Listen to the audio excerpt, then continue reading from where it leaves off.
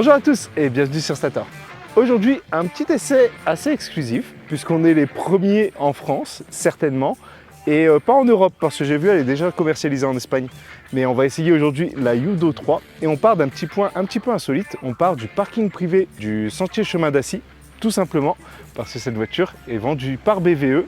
Attention, une petite pause post-production parce que c'est pas forcément clair. Donc BVE, c'est la société qui vendra le Yudo dans quelques mois. Donc ça, on reviendra vers vous.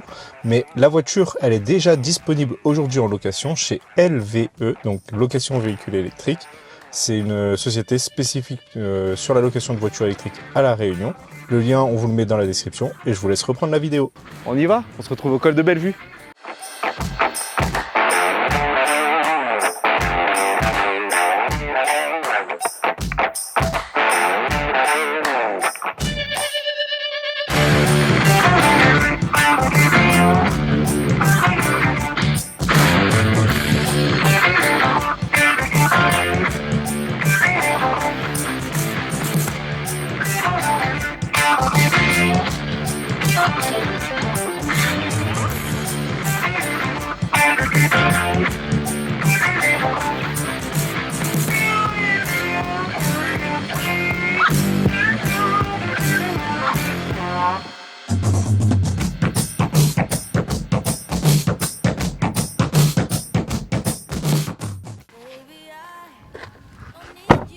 Ah ça va, le bruit de la porte est ok. On est arrivé au col de Bellevue. Alors aujourd'hui on a fait que 21,4 km pour monter jusque là puisqu'on est parti du tampon. Mais on finira bien au tampon pour que ce soit correct par rapport aux autres voitures. On va parler un petit peu de la conso de cette voiture. Et en fait non, on va pas en parler parce qu'on a deux problèmes. Premier problème, la conso se moyenne que sur 10 km. Donc on n'a pas très envie de faire des photos toutes les 10 km de la consommation pour savoir combien on a consommé à la fin. Deuxième problème, de toute façon elle sature à 18 kWh au 100. Donc elle nous annonce fièrement qu'elle est montée depuis le tampon jusqu'ici à 18 kWh au 100, ce qui est relativement impossible. Donc on va faire des trucs, on fera des calculs à la fin pour essayer de trouver une conso à peu près correcte. Sachez que le pourcentage de batterie, lui on l'a, et il est extrêmement précis. Nous sommes actuellement à 80,4%. Voilà. Et nous avons donc parcouru 21 km ce matin. On va profiter du beau temps du col de Bellevue. Il fait très beau aujourd'hui. J'ai dû sortir la casquette pour vous présenter l'extérieur de la voiture. Et on passe tout de suite à l'avant. On se retrouve donc sur l'avant de ce Yudo 3. On va commencer par vous parler un petit peu des feux. Les feux sont très fins, donc c'est des feux à LED. Et à noter que les feux de jour sont vraiment très jolis. Enfin, il y a eu un petit travail quand même avec ces trois petites griffes là. Je vais vous les montrer. Donc là, les clignotants en fait sont aussi les feux de jour. Ils s'allument en blanc pour les feux de jour. Je trouve ça vraiment sympa. Finalement, ça a été, il y a eu un petit travail qui a été fait là-dessus. Le feu principal est également à LED. Sous ce feu, on retrouve un petit peu cet artifice qui n'est pas forcément qu'un artifice, puisqu'on a bel et bien un trou ici pour l'aérodynamique. Cette voiture, elle n'a pas des performances de super sportive, on en reparlera plus tard, mais il y a quand même des mimiques qui la rendent un petit peu plus sportive. C'est le cas ici avec cette pièce en plastique gris qui rend un petit peu comme de l'aluminium. Sur la partie basse, cette grande grille qui reste ouverte, on n'a pas de volet actif, mais à noter quand même que cette grille a été quand même un petit peu travaillée. Les aspérités ici en forme de nid d'abeille sont vraiment sympas, ça rend quand même assez bien. Si on remonte un petit peu, on voit ici le logo, on découvre le logo Yudo qu'on ne connaît pas ici sur nos terres européennes. Et sous ce logo, il y a la trappe de recharge. Donc trappe de recharge à l'avant, ce qui est pas mal puisqu'on n'est pas très loin de la porte conducteur du coup, mais elle va se salir quand on va prendre les moustiques et les différentes bêtes qu'on peut trouver à La Réunion, qu'on a déjà commencé à prendre sur notre montée jusqu'au col de Bellevue. Et ensuite, pas grand chose d'autre à ajouter sur ce véhicule. L'avant est finalement assez épuré, il est assez passe-partout je dirais. C'est une voiture qui va bien s'intégrer dans le paysage réunionnais. On va passer sur le latéral. Donc on va se retrouver sur le latéral de la voiture. Premièrement pour vous parler du capot qui est vraiment très court finalement. La voiture est très compacte, hein. On est sur un segment B, donc plutôt citadine, ce qui va fortement l'arranger dans les villes réunionnaises qui sont parfois assez serrées. On dispose ici de jantes de 17 pouces. À noter qu'il y a une seule version, en tout cas à l'heure actuelle, de disponible à La Réunion, c'est celle-ci. Les jantes de 17 pouces qui sont assez bien dessinées. Le logo aussi au centre est vraiment bien intégrée. J'aime beaucoup cette petite pièce en plastique carré là, enfin en forme de croix. Ça donne un petit peu un aspect joué à la voiture et je trouve que ça lui va très très bien. Après, sur le latéral, à signaler qu'on a 2 barres de toit, donc assez pratique. Ça lui donne aussi un petit côté assez baroudeur, un peu utilitaire. On a la commande au niveau de la poignée pour ouvrir et fermer le véhicule. A noter que les rétroviseurs ne se rabattent pas électriquement. Sur la partie basse de la voiture, cette pièce un peu en plastique qui vient rehausser un petit peu le véhicule, je trouve ça plutôt pas mal. Et ensuite, si on va jusqu'à l'arrière, on a ce béquet qui est là uniquement pour l'aérodynamique et rien de plus. Du coup, ça va améliorer un petit peu la consommation. En termes de sportivité, ça n'apporte pas grand-chose. On va parler des chiffres un petit peu plus tard. Et on voit ici le feu qui est un petit peu travaillé, c'est vraiment joli. Je trouve ça assez sympa. En termes de dimension maintenant pour la voiture, on est sur une voiture qui est très compacte. En longueur, on est sur du 4,04 m. Elle fait 1,63 m de haut et 1,74 m de large.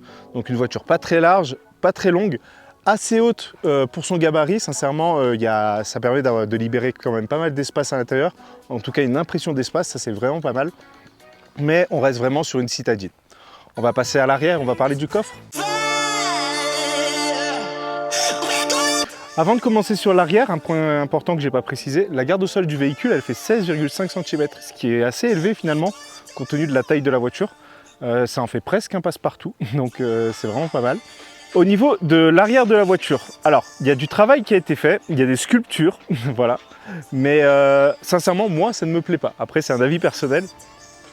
Là, cette arête ici qui est très saillante, je pense que ça peut plaire. C'est un statut qui a été pris par la voiture, d'avoir des grosses arêtes un peu partout ici.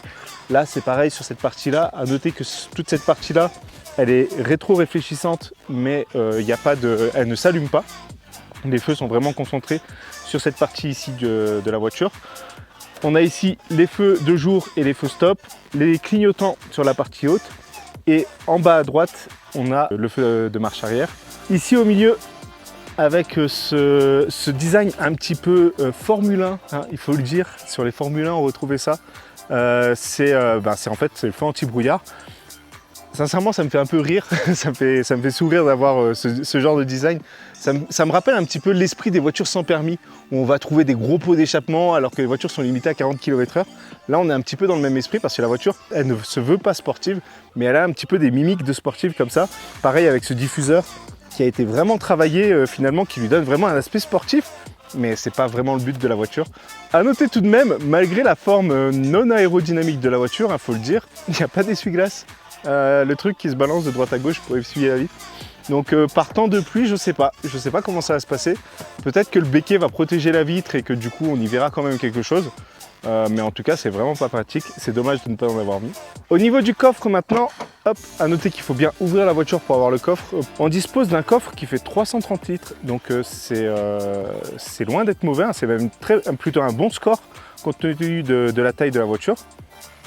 Après, en termes d'agencement, on n'a pas de plage arrière pour le moment. Les plages arrière arriveront un petit peu plus tard, ils les ont commandées. On dispose d'un sous-coffre dans lequel on va pouvoir ranger les câbles. C'est pareil, les câbles pour l'instant ne sont pas arrivés, mais ils seront bien livrés avec les câbles. Et ensuite, c'est à peu près tout. Le coffre est assez simple, assez fonctionnel, très profond. Je regrette un petit peu qu'il n'y ait pas les deux niveaux qu'on peut trouver sur d'autres véhicules. Ça facilite le chargement et le déchargement quand on a un niveau haut. Les sièges, ils se rabattent en 2 tiers, 1 tiers. Hop, comme ceci. Et du coup, ils ne libèrent pas de plancher plat, puisque on n'a pas la planche qui peut remonter jusqu'ici.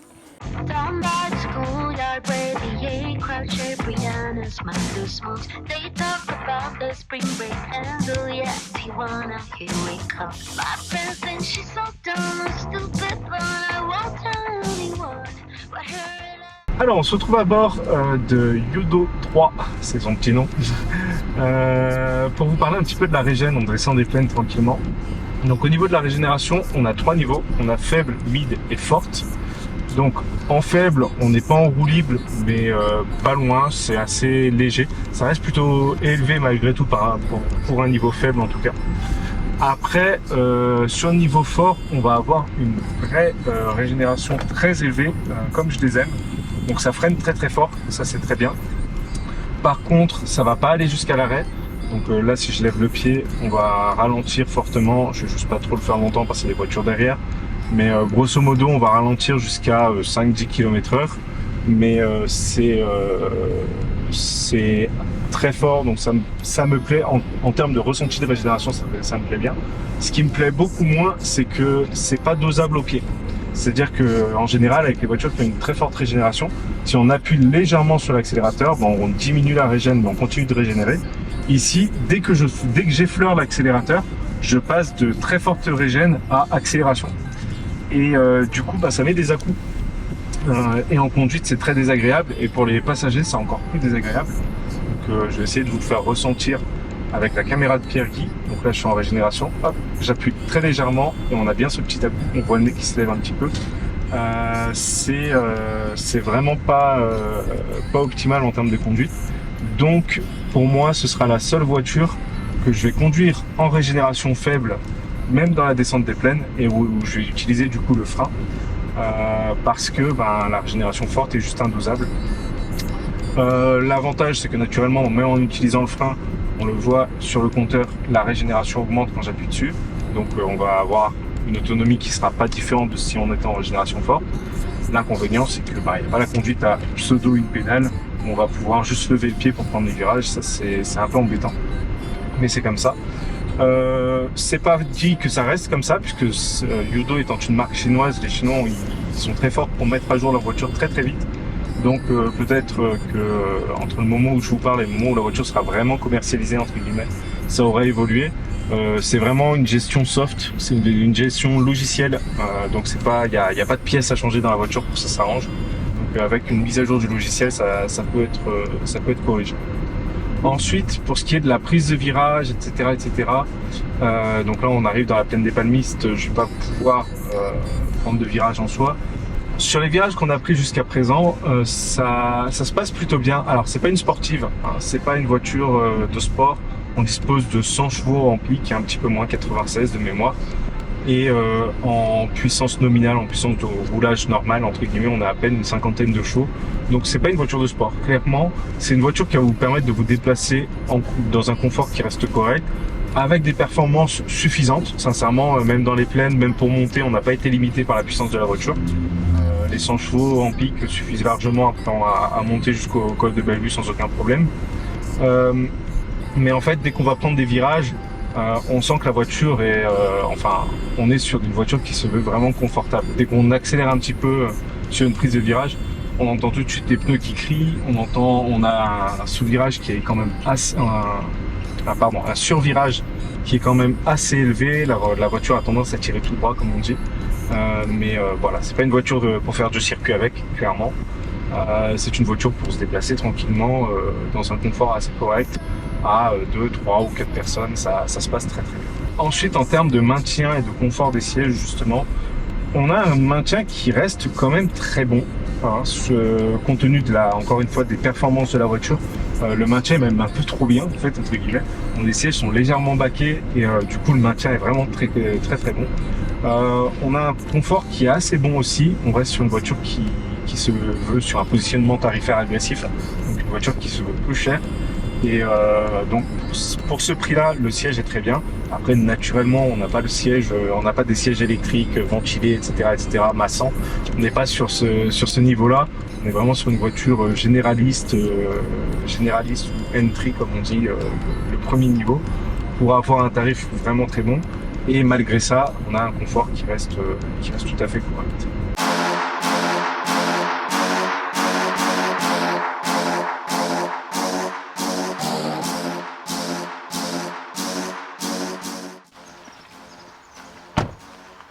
On est arrivé à la forêt de Ravenal, un petit lieu sympa, on entend les oiseaux, on est au calme, il y a la rivière qui passe pas loin, c'est super sympa. On est quasiment au plus bas, là on va retourner au niveau de Saint-Benoît, on a encore un petit peu à régénérer. Mais là pour l'instant on a déjà regagné plus de 3%, 3,5 exactement, parce que la voiture annonce fièrement 83,9%, c'est extrêmement précis. Par contre la consommation, Ça, je ne peux pas vous en parler, je ne sais pas. Elle ne veut pas nous le dire. Donc on sait précisément le pourcentage, mais la consommation, on n'a aucune idée. On a parcouru 25 km pour redescendre depuis le col de Bellevue. Et là, on va profiter du cadre pour vous parler de l'intérieur de la voiture. Vous me suivez? Hop. On se retrouve à bord de la Yudo 3. On va commencer par l'allumer parce qu'il fait chaud. Et regardez, sans les mains. Oui, il n'y a pas de bouton on dans ce véhicule. Regardez-moi cette animation formidable. L'Amber OS qui démarre. Vraiment, c'est très très joli. Donc c'était un point que je voulais bien noter. Du coup, on démarre la voiture avec le pied, donc ça c'est très bien. Pas de bouton de démarrage. Pour la mettre au départ, ça se passe ici, un petit peu à la Mercedes, à la Tesla. À savoir que tant qu'on n'est pas passé en drive, la voiture ne se met pas en ready. Elle se met juste en key on. Donc ça c'est un point aussi à noter. Pour vous parler un petit peu de ce qui se passe autour de moi, ça va aller très très vite parce que c'est une voiture très très très épurée. Il n'y a pas énormément de boutons. En fait, il y a ces boutons là pour le contrôle du média au volant, avec le volume, la source et décrocher le téléphone. Et c'est tout. Voilà, on a fait le tour des boutons. Donc un seul commodo pour tout contrôler, les clignotants ici. D'ailleurs, à noter, c'est des clignotants aussi à la Tesla / BMW. Donc on appuie, ça s'active et ça revient en place. Il faut réappuyer pour l'arrêter. Donc ça c'est un coup de main à prendre. Moi je m'y perds un petit peu pour l'instant dans les ronds-points, mais je pense que ça va venir très très vite. Les phares se contrôlent ici sur la gauche, puisque au bout de ce commodo, on a l'essuie-glace avant et c'est tout, parce qu'il n'y a pas d'essuie-glace arrière. Il fallait mettre un essuie-glace arrière, s'il vous plaît. L'écran qui est assez large, qui est plutôt en longueur, en 16/9.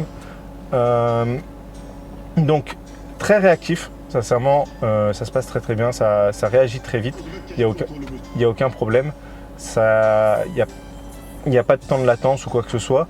Par contre, il est aussi très épuré, voilà, c'est le mot, hein, ça va être le mot pour ce véhicule-là. On dispose de quelques menus, donc musique, radio, téléphone, la clim, les paramètres pour régler 2-3 trucs, contrôle du véhicule, ça je vais y revenir, Carbit je vais aussi y revenir. On peut lire les vidéos sur cet écran et la résolution est plutôt bonne, donc ça c'est un point à noter. Ça reste assez soft, assez sobre, très fonctionnel. Les boutons sont très gros, ils sont très faciles à manier même en conduisant. On a une petite lumière d'ambiance qui est configurable, ça c'est très très bien. Ici, la page qui m'intéresse moi particulièrement, vous le voyez, on a 83,4, maintenant on a déjà perdu 0,3% depuis qu'on est arrivé. Ce que je voulais vous montrer, c'est l'application Carbit. Alors l'application Carbit, qu'est-ce que c'est? C'est une application avec laquelle on va pouvoir faire ce qu'on appelle le mirroring de téléphone. Et vous le voyez, ça se passe sans fil. Hop. Voilà, donc tout à l'heure j'ai scanné le QR code pour se connecter. Et une fois que c'est connecté, hop, je vais avoir l'image de mon téléphone qui va s'afficher ici. En mode portrait, ça s'affiche comme ça. Donc par exemple, si on va pouvoir lancer une vidéo sur YouTube. Bah tiens, on va vous parler un petit peu du Mega Air Challenge. Je ne sais pas si vous avez vu cette vidéo, elle est formidable, abonnez-vous. Et si je me mets en mode plein écran, on a bien la vidéo qui s'affiche en grand. Avec des personnes formidables qui sont là pour vous parler. Donc ça, sincèrement, c'est très bien. Ça permet d'avoir la petite vidéo pendant qu'on se recharge ou quoi que ce soit. Ce qui est un peu embêtant, c'est qu'il n'y a pas de limitation à ça. C'est-à-dire que si je mets D, là, si je me mets en drive, eh ben, je peux conduire. Ça ne choque personne. Pour finir sur l'intérieur, aux places avant, ça va aller assez vite. On a un écran devant nous qui nous indique 2 fois l'autonomie, enfin le pourcentage batterie avec ces barres. Donc ces 2 barres bougent en même temps. Hein. Donc voilà, et on a l'info à droite et à gauche, parce que pourquoi pas. Le pourcentage de batterie n'est pas affiché, il faut aller dans le menu, dans l'écran principal pour ça, mais on a bien le kilométrage qui s'affiche et qui ne sert à rien. On a ici le tripmètre depuis la dernière remise à 0, et c'est à peu près tout. Sur l'écran qu'on a devant moi, à noter l'affichage type K2000 ici, hein, kit, il a le même affichage. Moi j'ai trouvé ça vraiment fun. Mais après voilà, c'est très fonctionnel, on n'a pas de configuration ou quoi que ce soit, l'écran il reste comme ça tout le long. On a des informations qui sont clairement affichées. Et ensuite, un petit point sur les matériaux et sur les rangements. Les matériaux ça va vite. Hein.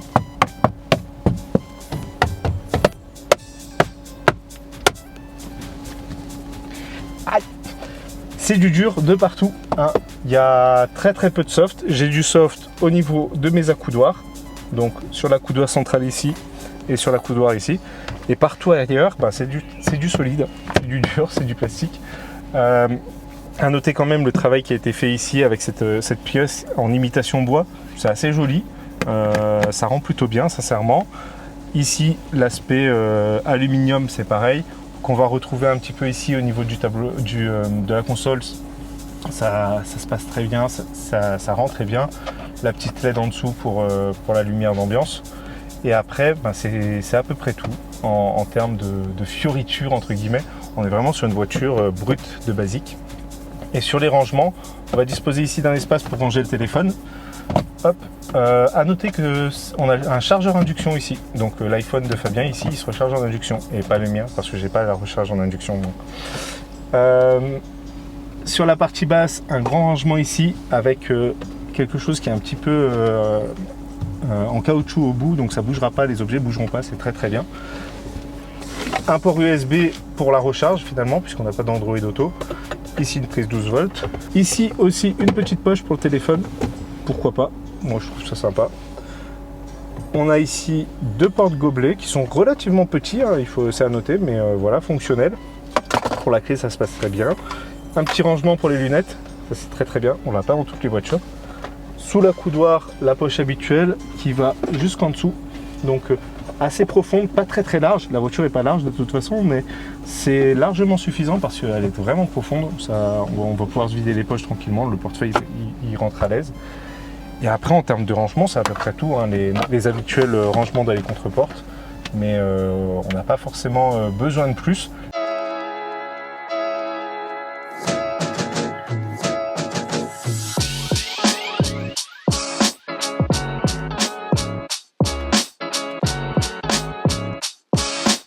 L'habituelle plante 20 derrière 20, merci pour la porte. Tu aurais pu l'ouvrir plus grande?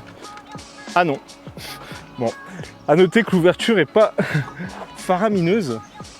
Hop, donc on se retrouve à bord. Alors, qu'est-ce que j'ai à dire de l'intérieur arrière de ce Yudo? Déjà, je vais ajuster la tue-tête. Enfin, essayer. Ah, c'est là. J'ai réussi. Voilà. Donc, sincèrement, on est bien, en vrai. Je suis bien installé. Le siège est plus confortable qu'à l'avant, vraiment. Il est plus mou, je trouve. Par contre, c'est les mêmes matériaux. Donc ça, j'en ai pas trop parlé à l'avant, mais on a des sièges en simili-cuir avec assez joli. Hein. En soi, le haut blanc et le bas en noir, ça rend très bien. Ce biton est très joli. Je reproche un peu que du coup le bas en noir, ça attire la chaleur et il sera vraiment très chaud en plein été. Après en termes d'espace, à la tête ça va, vraiment. Je dirais pas que je suis bien installé, mais ça va. J'ai la place qu'il me faut. Sur les genoux, j'ai les genoux qui touchent sincèrement le siège devant, ça se voit. Mais je suis quand même pas reculé, enfin je suis pas contraint, c'est-à-dire que c'est ma position naturelle. Je fais toujours 1m85, j'ai pas besoin de forcer pour que ça passe tout juste, mais je suis quand même bien installé, il n'y a pas de souci avec ça. Les pieds ils passent sous le siège, aucun problème. D'ailleurs au niveau du sol, à noter qu'on a un plancher complètement plat, il n'y a rien du tout là au milieu, c'est vraiment le plat complet, donc ça c'est vraiment bien. C'est vraiment bien pour la place centrale. On va pouvoir se poser ici à notre place sans dépasser de chaque côté. C'est très serré en soi. Pour un trajet court, ça va bien se passer. Si les deux personnes de chaque côté sont moins grosses que moi, ça se passerait très bien. À 4, ça ira aussi très bien. Je pense qu'on peut faire un tour de l'île avec deux adultes à l'arrière. On sera quand même relativement confortablement posé. Mais à 5, c'est vraiment pour aller chercher le pain, comme on dit, des trajets assez courts. Et ensuite, en termes d'équipement à l'arrière, ça va aller vite. Il n'y a rien. On a des vitres électriques, voilà. Et puis c'est tout. Hein. Il n'y a pas de couloir central, pas de prise USB. C'est vraiment la voiture épurée par définition. Une petite poche ici pour ranger le téléphone. Et c'est tout ce qu'on va trouver.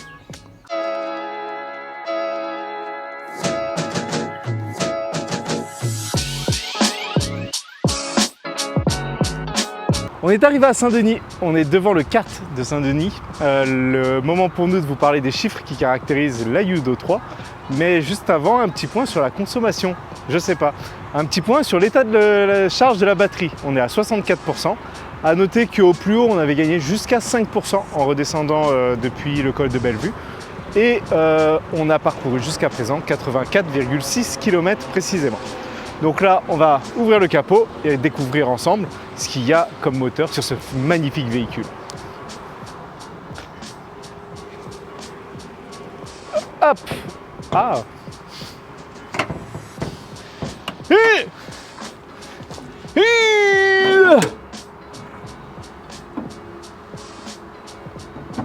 C'est du lourd. Donc, qu'est-ce qu'il y a à découvrir sous ce capot? Déjà, un grand espace vide. Donc là, je vous montre un petit peu l'espace que j'ai. Moi, je pense que je peux rentrer là-dedans. Il y a de la place pour un frunk, pour 2 frunks. L'arrière, il y a 330 litres. Là, sincèrement, il doit y en avoir 350. Donc, on dispose, à côté de ces 350 litres de frunk qui n'existent pas, là-dessous, on le voit très très bien, ici, là, ce truc-là, c'est le moteur électrique. Là, il fait précisément 70 kW en pic et la fiche technique est assez précise pour qu'on sache que sa puissance nette normale, entre guillemets, c'est 30 kW. Donc en pic, on a 95 chevaux quand on appuie à fond et sinon, quand on n'exploite pas toute la puissance du véhicule, il nous en reste à peu près une quarantaine. On dispose également sur ce véhicule de rien. Ce qui est génial, c'est que même l'intérieur du capot est épuré. Donc il y a beaucoup, on peut voir tout. Je pourrais vous faire un cours sur quel élément fait quoi dans cette voiture. Et ça, c'est vraiment très très bien. C'est un gros avantage, au-delà de l'aspect technique, c'est en termes de fiabilité et en termes de réparabilité. Cette voiture est très très simple à réparer et elle est beaucoup plus fiable qu'une voiture qui aurait énormément d'options. Typiquement, dans ce véhicule, les sièges électriques ne tomberont jamais en panne, puisqu'il n'y en a pas. Pour revenir sur la motorisation, on dispose de 165 Nm de couple, ce qui est tout à fait correct compte tenu du poids de la voiture, puisque la voiture ne pèse que 1300 kg. Donc c'est un poids plume, c'est le cas de le dire. Et la voiture peut atteindre une vitesse max de 130 km/h. Pour le 0 à 100, on ne sait pas, il n'est pas annoncé dans la fiche technique. On a un 0 à 50 qui est effectué en 4 secondes 5, voilà pour l'information. Et on va maintenant parler de la trappe de recharge pour vous donner les temps de charge de ce véhicule. La trappe de recharge, j'ai pas à faire tout le tour de la voiture, elle est juste là. On dispose d'un chargeur en courant alternatif 7 kW et d'un chargeur en courant continu. Je ne sais pas combien de kilowatts parce que ce n'est pas précisé sur la fiche. Donc, en courant alternatif à la maison, sur une prise renforcée, il vous faudra à peu près 12 heures pour faire le 0 à 100%. Sur une borne à la maison, il vous faudra à peu près 6h30 à 7h pour faire le 0 à 100%. Dans la rue, sur les autres bornes alternatives, qu'elles soient en 22 ou en 11 kW, lui de toute façon n'en prendra que 7 et il faudra aussi 6h30 pour faire le 0 à 100%. Après, pour les recharges en courant continu, la fiche technique de la voiture annonce un 20 à 80% en 45 minutes.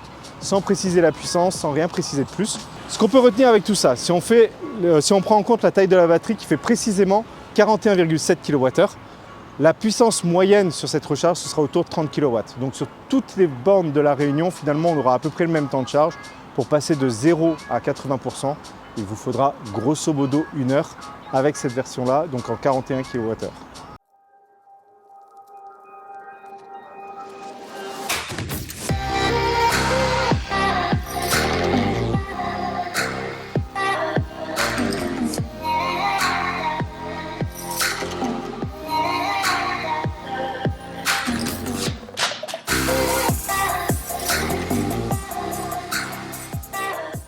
Du coup, on se retrouve à bord de Yudo 3. On est sur la fin du tournage, on retourne tranquillement vers le tampon et on est actuellement à 37,7% de batterie. C'est très très précis et c'est important. L'occasion pour moi de vous parler de la conduite sur 4 voies. Il y a un point qui est extrêmement important qui s'entend tout de suite, c'est le bruit. Donc là, on est sur une partie vraiment soft de la 4 voies qui est assez neuve, où généralement il n'y a pas trop de bruit quand on est dans des voitures plus haut de gamme, on va dire. Et avec ce Yudo 3, on entend vraiment beaucoup les bruits de roulement. C'est surtout dû à la monte des pneus. On est sur des pneus de marque chinoise GT qui qui sont pas hyper optimisés en termes de bruit. Et on entend aussi quand même pas mal de bruit d'air. Mais le fait de changer les pneus va déjà grandement améliorer la qualité de vie à bord, on va dire. Si on monte à 110, on se rend tout de suite compte que là c'est vraiment très très présent. Je suis vraiment obligé de hausser le ton pour que vous m'entendiez bien. Donc on va retourner à 100 km/h tranquillement. Ensuite, en termes de conduite en elle-même, la voiture se comporte très bien sur 4 voies malgré sa puissance qui reste assez limitée. Somme toute, ça fait partie des voitures les moins puissantes qu'on ait pu essayer. Ça suffit très très largement sur 4 voies. On atteint 110 sans problème. La voiture est annoncée à 130 km/h. On n'est pas allé voir si ça y allait. Mais les 110 sont atteints très facilement. On n'a pas de limitation de puissance. Enfin, en tout cas, là, on ne la ressent pas. On est posé convenablement dans les sièges sur ces grandes lignes droites, là, sur les 4 voies. Le vrai problème pour moi, c'est l'absence totale d'aide à la conduite. Donc on n'a ni régulateur, ni limiteur. Je ne parle même pas du maintien en voie, on n'a même pas le ping-pong entre les lignes. C'est vraiment de la conduite à l'ancienne, comme dans les années 90, où on avait complètement tout le contrôle de notre voiture. On est retourné là-dedans. Moi, ça me manque énormément parce que je suis un fervent adepte des aides à la conduite. Mais pour ceux qui désactivent systématiquement toutes ces aides quand ils rentrent dans leur voiture neuve, ici vous n'aurez pas à le faire, donc ça c'est très très bien. En termes d'équipement, on dispose malgré tout d'une caméra de recul et de radar de recul. Ça c'est pas mal. Après c'est pas absolument nécessaire compte tenu du gabarit de la voiture, mais c'est quand même bien de les avoir mis, ça permet de faire ses manœuvres tranquillement. On a les feux automatiques, les phares à LED s'allument automatiquement quand il fait nuit, donc ça c'est parfait. À l'intérieur, on a aussi la lumière d'ambiance qui fait son effet. C'est sympa, en plus c'est configurable, on peut régler la luminosité et la couleur de la lumière, donc ça c'est bien. Mais après, c'est à peu près tout. On n'a pas de fioritures, les sièges massants, les caméras d'angle mort, la caméra 360, tout ça, c'est pas disponible sur cette voiture-là. Vous avez vos clignotants, le volant et les 4 roues et ça suffit très largement pour l'usage qu'on en a, puisque avant tout c'est une voiture qui va être destinée à la location, ça on vous l'expliquera dans pas très longtemps. En fait c'est des voitures qui se veulent le moins cher possible et avec pas un service minimum, on a quand même un certain confort, on a quand même une certaine puissance, on a la conduite électrique qui reste présente avec une régénération, etc. Donc ce que vous commencez à connaître maintenant si vous suivez Stater depuis très longtemps, on le souligne à chaque fois, la conduite d'une voiture électrique reste malgré tout plus plaisante qu'une voiture thermique équivalente et celle-ci ne déroge pas à la règle. Pour finir sur ce point en conduite, au niveau des commodos, donc ça y est, je m'y suis fait, donc j'ai bien mes clignotants ici qui reviennent en position, mais ça y est, j'arrive à les faire fonctionner normalement. J'arrive à trouver tout de suite le bouton pour activer les essuie-glaces parce qu'il se met à pleuvoir. Donc ça vient assez vite finalement. Ce commodo-là, on oublie assez vite de le toucher quand on est en train de rouler. Un dernier point quand même, je voulais préciser tout à l'heure, quand on rentre dans la voiture, il n'y a pas besoin de l'allumer ou quoi que ce soit. On peut même l'allumer depuis l'extérieur, en appuyant 2 fois sur la clé, la voiture s'allume, ce qui est pas mal pour la pré-climatiser.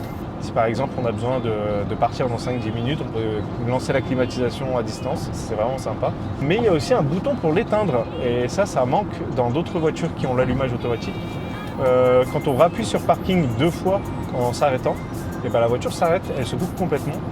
Et ça c'est pas mal parce que nous sur notre tournage ça nous a permis de bien penser à éteindre la voiture à chaque fois et de ne pas perdre trop en pourcentage.